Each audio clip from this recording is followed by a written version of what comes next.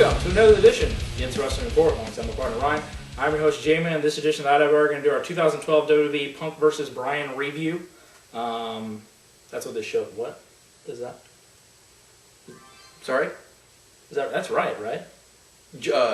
Punk vs. Bryan? Yeah, the 2000 WWE. WWE 2000 Punk vs. Yeah, I think that's right. Was it Over the Limit? I think it was called Over the Limit. What was the original name, I believe? We gave it a different name. Yeah. It's just Punk vs. Bryan. It's just what we're going to do. Best in the world. That's right. And that's what we're going to cover. Before that, we had Over the Limit stuff. We'll get to that, and then we'll get to what matters.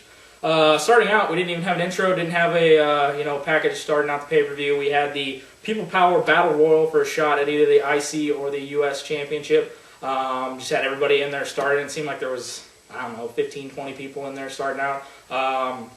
The biggest thing we got out of it is we heard that Christian was in there through all the mess of people. We saw that. Awesome to see. Finally, Christian getting back there. And foretold with the shirt, and he ends up winning this Battle Royal for, at the time, we thought was going to go on for a U.S. title shot. Would change, obviously, later in the night. But great to see Christian win this Battle Royal, and obviously what ended up happening then night was just awesome to see. And turning him face, obviously, after that time period off, nobody kind of remembered that he was heel, but coming back after that, and hopefully we get to see Christian Ron here. It's going to be some great stuff to have him see him back here. Had some nice little performances here and there. Saw Drew McIntyre back in there. Saw some of the guys we haven't seen on TV lately, and we got to see him on this in this Battle Royal. It was an interesting way to start out the show, and I thought it was a decent little Battle Royal to end up seeing who would get a shot at one of these championships. Yeah, it's how they run their Battle Royals. Just kind of just here and there, kind of just, getting down to the nitty-gritty, got down to Miz and Christian, yep. Them going back and forth at it, and Christian getting the win here. I thought it was about time, after his injury stuff, to get in there and start doing stuff again. I think the fans, really want to see Christian. I mean, we love Christian as heels, but I think the fans, a lot of fans really like Christian, like, either way, and they just want to cheer for him.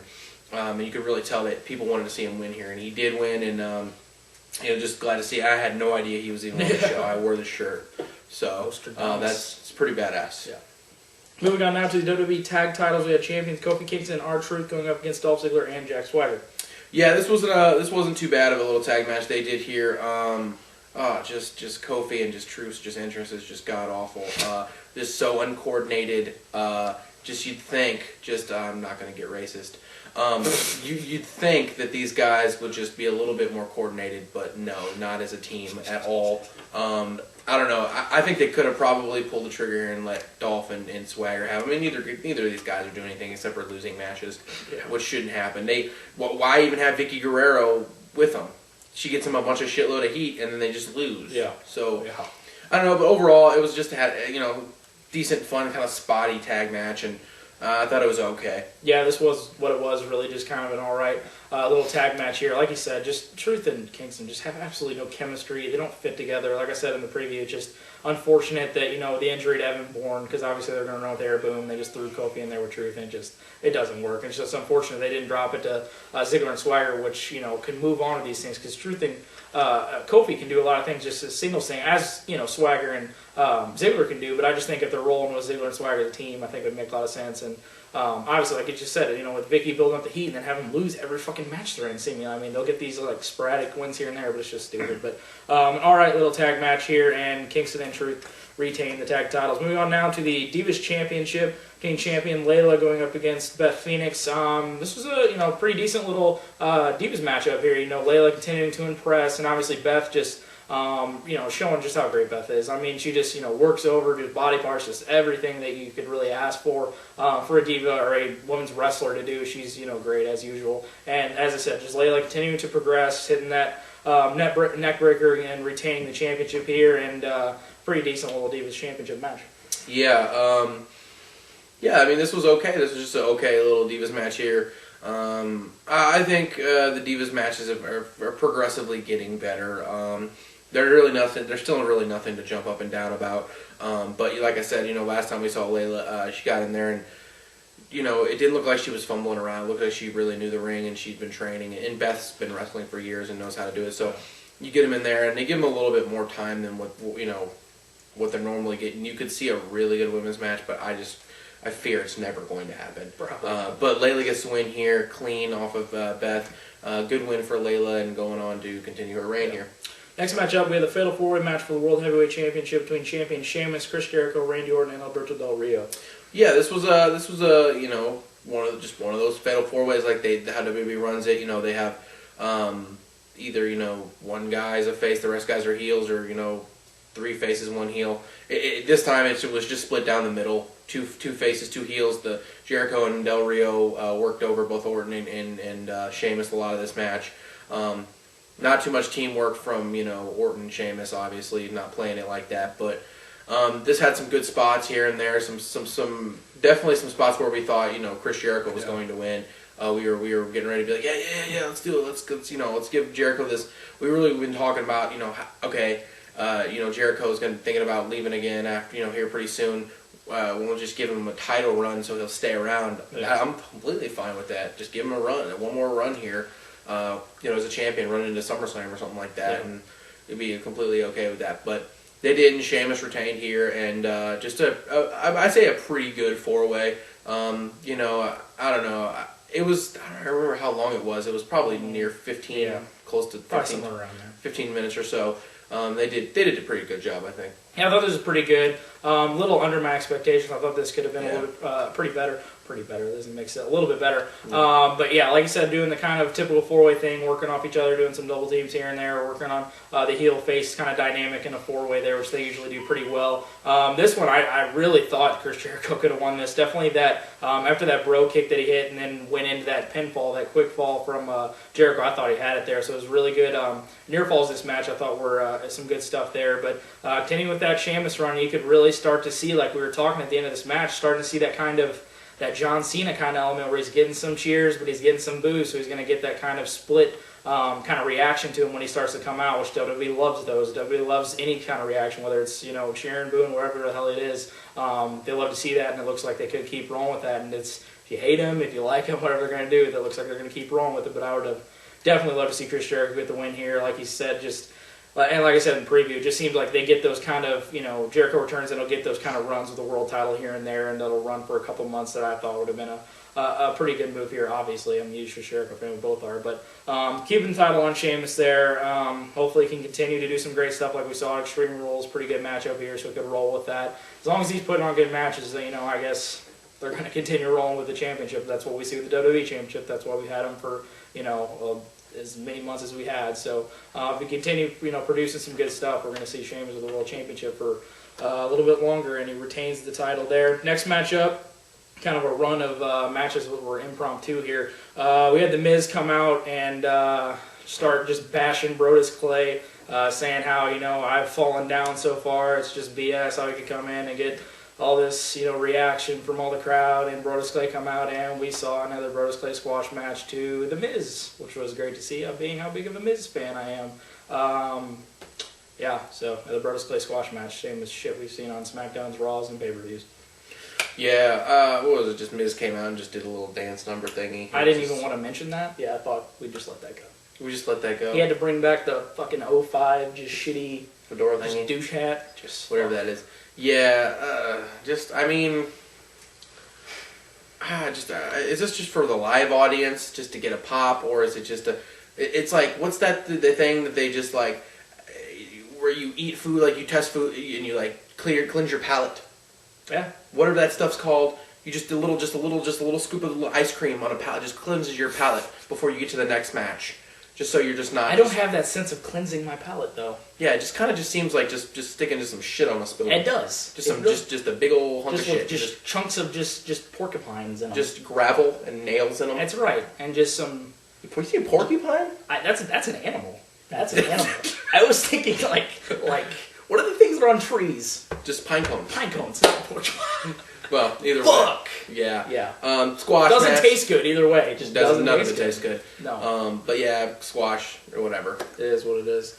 Moving on now to we had a backstage little segment with Cody Rhodes saying how it's great to see Christian go for the U.S. title and he's going to challenge Santino, and you know finally legitimized the U.S. title now. We had Christian come up behind him and was like, yeah, I'm going to go for the IC title. And I'm going to take it from you, Cody. And he ended up taking it from him with the IC title in line with champion Cody Rhodes and Christian. And Christian winning the Intercontinental Championship. Obviously great to see. I love both these guys. But just having Christian just out of nowhere. Didn't think he was going to be back for a while. And all of a sudden he's in that Battle Royal. And now he's the Intercontinental Champion. Stuff can turn around quickly like that, especially in the WWE. So great to see Christian. Obviously, we're going to see him a lot more now, seeing how he's the Intercontinental Champion, and be interesting. I hope they continue this. I would love to see this feud. I think Christian could just immensely just put over Cody Rhodes. I think he's a great guy that he could work with, and really trying to get him to that next level, because it seems like Cody's just right on the precipice of that main event, just like a Dolph Ziggler or somebody like that. And they just need somebody that can help them, like push him to there, and I think Christian would be a great guy to work with to help him do that. And I think there'd be some great stuff in the future. Who knows if we're going to see that, but Christian, great to see as your new Intercontinental Champion. Yeah, I definitely thought the same thing. I think I've seen it from a couple different angles. Maybe they took it off of him because maybe they're getting ready to push him to that main level. They're getting ready to get him. I know SmackDown's main event scene is hot with just, they had the 4-way. Maybe Sheamus going in there against somebody new, facing Cody Rhodes. I don't really know if they're going to do that or not. They could continue a feud here with Christian. I think it would be a pretty good, like you said, just to get Cody Rhodes over in this whole situation here. He's kind of just been floating around as the champion, kind of having matches with Big Show and kind of just doing this and doing that. Hasn't really had just a flat out just great feud with that title. Yeah. And like we said, workhorse title. Yeah. If you're gonna go out there, go have great matches. Christian can do it. Cody can do it. So hopefully they continue this feud, or Rhodes goes to the main event and they try to do something with him there. But this, like I said, I was so glad to see this. Impromptu, sure, as well. Just kind of just Nostradamus effect. You just knew it was coming, dude. Just knew it was going on. So Christian wins here. Glad to see it. Great stuff to see you there. Right here, we're gonna do a IWR remix. We just invented that. We're gonna do an IWR remix here for you people. We're gonna adjust this card for you. We're going to switch the main event with the sub main event, I guess it is, in between a squash match. We're going to move on now to what was the WWE's idea of the main event, which was John Cena versus John Laurinaitis.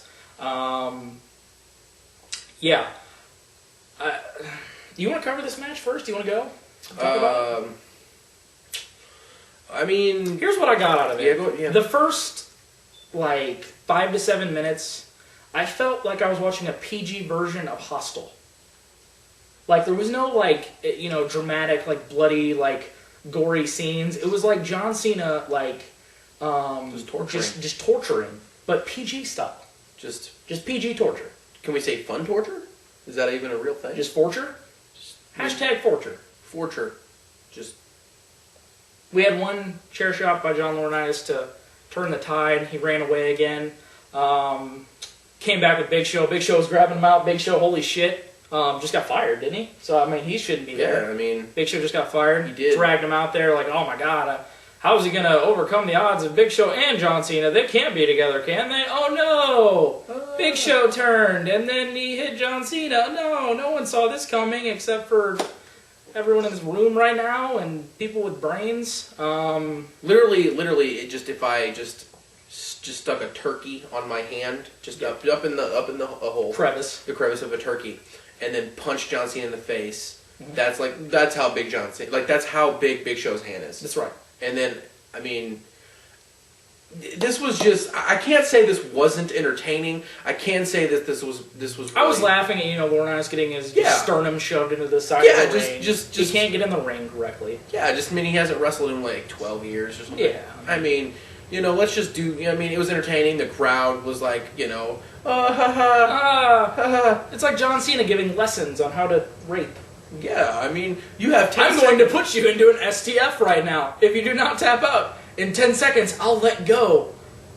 I feel like what it would be like to be raped by John Cena now. I feel like I have the lesson. Yeah. Well, anyway, Laurinaitis wins here. Big Show walks off. Do we have to reiterate that this was the main event? We're now ours. I don't think really remix. I don't really think a lot of people even care that was the main event. I don't even think people care that was even on the show. Do they? They don't care. I don't even think people care. I don't even think. The guy in the front. The guy in the front row, obviously, he was stunned. He just could not believe what he just saw. Like, he literally just saw just a turd give birth to an angel. I liked your other one that you said while we were watching it. I don't even know what I I said. think it was like Jesus, like, having sex with a dinosaur. Giving birth to a star with tits, or nipples, or whatever. It was something along those lines. I mean, seriously, how many times do you have to see these, like... If we would have done commentary on this match, it would have been fucking hilarious. We would have just owned this Booker, just Cole, we would have. Just owned him. We would have owned. Laurinaitis won this matchup, keeping his job by just amazing means. Going on to next week's paid month. He's going to have to take a... He has no way out, by the way. He had no way out of that match. After this match, he's going to have to take a people's shower. Oh! Have to give some more skydiving lessons, too. Skydiving. He looks like a skydiver in that. People power skydiving. Just big ace skydiving. It's got to be somewhere in Connecticut or something up there. up there by WWE headquarters. Somewhere around there. Big ass. Just do parachutes off the corporate building. Yeah, dude. Just Ace gives you lessons. Just Ace. God damn it. Moving on now to another squash match on a pay-per-view. We had Ryback versus Camacho. Hunico's sidekick Camacho was in a match here. And I think Hunico told us about Camacho Schlong. Hoodie, you are probably wondering about this, my friend Slong. That wasn't Mexican. That was close, though. God, we were just crossing the line of racism tonight. Yeah, this I'd never seen Camacho without a hat or glasses. I didn't even know he was half black. I didn't either. He obviously was. That's right. We figured it out once he took everything off. You know what I got out of this is at the end of every Ryback match, he gives you just a some advice. Just obsession is a gift. Just what was it on SmackDown? Just sharks swimming with dolphins. That was unison. That was unison. God, just tag team. Tag team.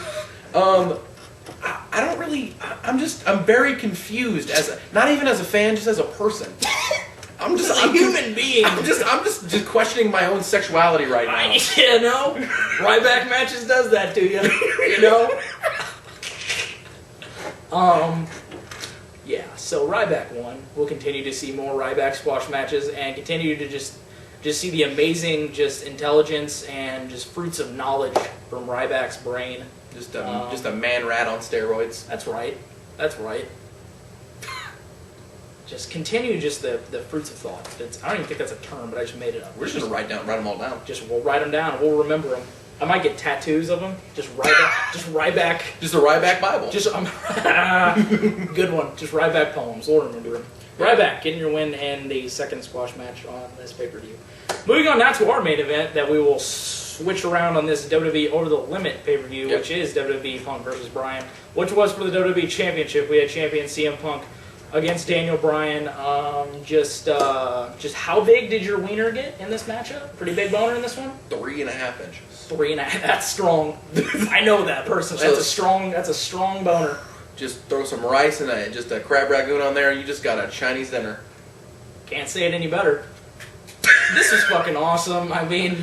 This was great. As predicted, they delivered with exactly what they thought. Yeah. These guys were driven. Some respect was earned. Death was before dishonor. And, there was some glory before the honor. Yep. There was some tag. No, it wasn't a tag title. It was a tag. They manned up. Tag title classic. Yep. Joe versus Kibashi. Just a lot of They brought it out. They brought honor to the ring. They did. They did. You got to flip it, and then you'll figure it out. This was a very honorable matchup. This is great. These guys just go out there and just prove exactly who they are, and what they should have been, which was the main event of this pay-per-view. These guys just have ultimate chemistry. It just goes without saying. It's exactly what we predicted with these guys because of the past they have, the history they have, working together. They just can go out there with their eyes closed and just put on greatness every single night because that is who they are. CM Punk retaining the WWE Championship here. Had a little controversial kind of finish with the pinfall right when the Yes Lock was locked on and Punk kind of tapping out after they had a pinfall, which is great to see to us because obviously it looks like they're going to continue it. Going on to the No Way Out pay-per-view next month, which is supposedly all cage match pay-per-view. I have no idea where they got that idea from. Yeah. I don't know. It's somewhere. I think I've heard. Dusty Rhodes, maybe? That might have been, yeah. Yeah, I think Dusty Rhodes thought of that. Dusty Rhodes. But moving on there, if we get to see a cage match between these two, that'd just be fucking outstanding. So yeah, CM Punk retaining the WWE Championship and our main event of this pay-per-view. Not WWE's, because they're not smart. But CM Punk's still your WWE Champion. Yeah, this was great. This was great. They pulled a lot of moves they did back in the day. It just was a great match here. Just stuff we hadn't seen in years. A lot of things. Punk did a curb stomp. It was just hilarious. Just worked the crowd. The crowd was just behind both guys. Dan Bryan had just some wicked new gear. Just yes everywhere. Just yes everywhere. It's a yes cult. Just he had yes on the trunks, yes on the jacket, yes on the knee pad. I mean, he's willing to just let you have sex with everything on him. That's right. Just yes everywhere. This is a very sexual edition of the Instant Wrestling Report. Just the instant sexual report. That's right. But yeah, this was great. Definitely go out of your way to see that match. Yeah. Probably the only thing really worth seeing on this show. I mean, unless you want to see Christian win the title, unless you want to see the 4-way. Right. But it was overall an okay pay-per-view from WWE. I think it was. Can we say it was the best Over the Limit pay-per-view? Probably. Oh yeah. Yeah. Last year's Over the Limit was fucking terrible, except for Christian and Randy. Yeah. This was probably definitely the best one, even with the. There's only been 2, right? Without our. Yeah. Oh shit, 2010. I think they had one. I can't remember that one. I think so. Yeah, that one was. But I definitely think this was probably the best Over the Limit they did, and I know for the most part I enjoyed it. It was entertaining, but the one match on here definitely stood out. Yeah, as our main event, and should have been yours as well, but unfortunately it wasn't. Yeah, CM Punk retaining the WWE Championship there. Obviously, it'll be interesting to see what kind of the breakdown here is on Raw tomorrow. Should be some interesting stuff, obviously, with Laurinaitis and all that kind of shit. But this will now wrap up our 2012 WWE Over the Limit review, or Punk vs. Bryan, that's how we like to call it. For my partner Ryan, I am your host J-Man, and thank you for watching another edition of the Instant Wrestling Report, your source for professional wrestling news, information, and opinions instantly. This is a battle